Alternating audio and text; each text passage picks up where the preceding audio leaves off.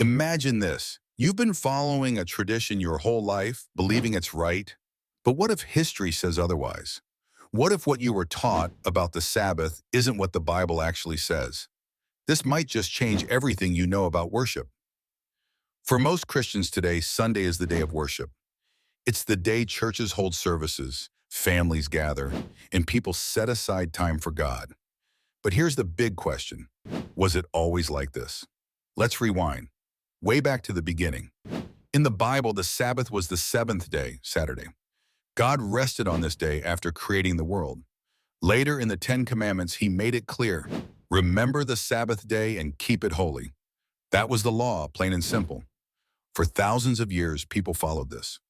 The early church, including Jesus and his disciples, kept the Sabbath too. So how did things change? Something happened, but it wasn't in the Bible. After Jesus' time, as Christianity spread through the Roman Empire, leaders started making changes. Rome had its own day of worship, Sunday. To unite people, religious and political leaders slowly replaced the Sabbath with Sunday. Over time, this became tradition. By the 4th century, Emperor Constantine made Sunday the official day of rest. Church leaders followed. And eventually, most Christians forgot the original Sabbath.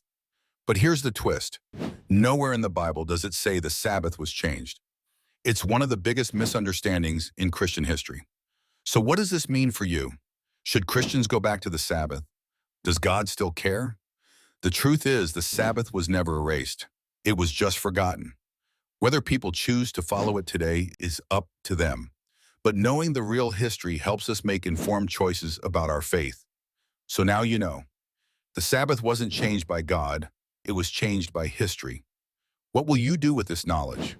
If you found this eye-opening, hit like and share it with someone who needs to know.